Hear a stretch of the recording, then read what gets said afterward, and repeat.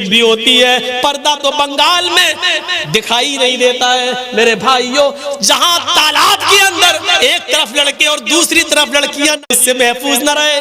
جلسے ہوتے ہیں تو میلہ لگتا ہے، اور میلہ لگتا ہے تو نوجوان لڑکے اور لڑکیاں اس میلے میں جاتے ہیں، ان کی لپسٹک بھی ہوتی ہے، پردہ تو بنگال میں دکھائی نہیں دیتا ہے۔ میرے بھائیوں، جہاں تالاب کے اندر ایک طرف لڑکے اور دوسری طرف لڑکیاں نہاتی ہوئی نظر آتی ہوں، وہاں سے کون سی امیدیں لگائی جا سکتی ہیں؟ غور کرو میرے پیارے ساتھیوں، جو پردے کے بارے میں کبھی حضرت فاطمہ رضی اللہ تعالیٰ عنہ کو یاد کرو، جب ان کی موت کا انتقال کا وقت آیا تو انہوں نے اپنے شوہر سے کہا، اے علی میری انتقال کا وقت قریب ہے، مجھے نہیں لگتا کہ میں بچوں گی۔ فرمایا علی نے ایسا کیوں کہہ رہی ہو؟ اے علی میری ایک وصیت ہے، اس کو نوٹ کر لینا۔ حضرت علی نے کہا، تم میری بیوی نہیں، تم میری وائف ہی نہیں، محمد رسول اللہ کی بیٹی ہو، بتاؤ تمہاری کیا وصیت ہے، میں اس کو ضرور پورا کروں گا۔ کہنے لگی فاطمہ، اے علی جب میرا انتقال ہو جائے، جب میں اس دنیا سے رخصت ہو جاؤں، جب میں اس دنیا سے چلی جاؤں، تو میرے جنازے کو، میری لاش کو کفن سے ڈھانک دینا، سفید رنگ کا کفن جب میری لاش پر چڑھاؤ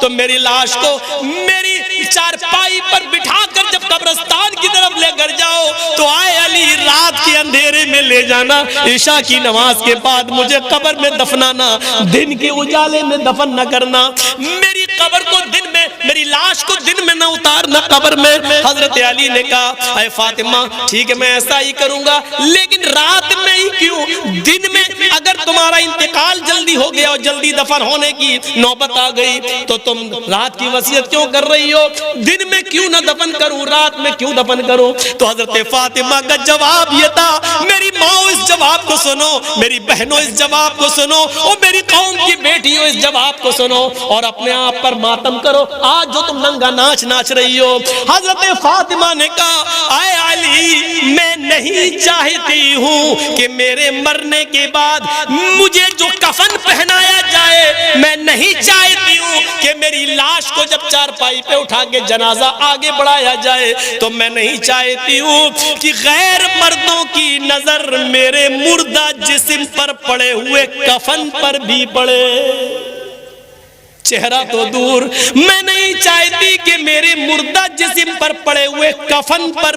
کسی غیر مرد کی نظر پڑے، میں نہیں چاہتی۔ یہ تھا محمد رسول اللہ کی بیٹی کا پردہ، یہ تھا محمد رسول اللہ کی بیٹی کا حال جو انتقال سے پہلے یہ وصیت کر رہی ہیں۔ وہ موبائل چلانے والیوں سوچو، وہ فیس بک چلانے والیوں سوچو، وہ واٹس ایپ پر الٹی سیدھی اور خوبصورت لڑکیوں کی فوٹو لگا کر نوجوانوں کو اپنے شکل و صورت سے بھڑکانے والیوں سوچو، شاید تمہارے بارے میں اللہ کے نبی نے فرمایا ایسی عورتیں کبھی بھی جنت کے اندر داخل نہ ہوں گی، لا يدخلن الجنہ ولا یجدن ریحہا، جنت میں جانا تو دور جنت کی خوشبو بھی نہیں پائیں گی۔ میری بہنوں اپنے آپ کو سنبھالو، میری قوم کی بیٹیوں اپنے آپ کو سنبھالو۔ پورا مہاراشٹر میں آج دیکھ لو کتنی مسلمان لڑکیوں نے کورٹ میں اپلیکیشن دے دی ہے، اور وہ غیر مسلم لڑکوں کے ساتھ آج نکاح کرنے کے لیے تیار ہیں۔ کتنی غیر مسلم، کتنی مسلمان لڑکیوں نے غیر مسلموں کے ساتھ نکاح کرنے کے لیے اپلیکیشن دے دی اور کہہ دیا میں چاہتی ہوں کہ میری شادی ان کے ساتھ ہو، میرے باپ اور میرے بھائی مجھے روکنا چاہیں گے لیکن میں بالغ ہوں، میں اسی غیر مسلم کے ساتھ اپنی مرضی سے نکاح کرنے کے لیے تیار ہوں۔ یہ اسی بے پردگی کا حال ہے، یہ اسی کالج اور یونیورسٹی میں لڑکوں کے ساتھ کو ایجوکیشن لینے کا نتیجہ ہے۔ میری بہنوں اپنے آپ کو بچاؤ، میری قوم کی بیٹیوں، بہت بڑی سازش اس سیاسی حکومت اس موجودہ دور کی حکومت میں تمہارے خلاف رچی جا رہی ہے۔ کالجوں میں، اسکولوں میں لڑکوں کو جگہ، مسلم لڑکوں کو پڑھنے کے لیے ویکینسی نہیں دی جا رہی ہے، کہا جا رہا جگہ فل ہو گئی، اور لڑکیوں کو جگہ دی جا رہی ہے اور کہا جا رہا ہے کہ لڑکیوں کے لیے جگہ موجود ہے، لڑکیوں کے لیے اتنا کوٹا موجود ہے۔ وہ جانتے ہیں کہ جب لڑکیاں مسلمانوں کی ہمارے کالج میں اور اسکولوں میں آئیں گی اور ہمارے ہندو اور غیر مسلم لڑکوں کے ساتھ بیٹھ کر جب پڑھیں گی تو ظاہر ہے کہ آگ اور پیٹرول ایک جگہ رہ ہی نہیں سکتا ہے۔ محبت اور عشق کی آگ لگے گی، اور پھر یہ ہمارے بھائی ہمارے بیٹے ان لڑکیوں کو اپنی بہو بنا کر لائیں گے، اور پھر ان سے غیر مسلم بچے پیدا ہوں گے۔ میری بہنوں ان سازشوں کو ناکام کرو، میری قوم کی بیٹیوں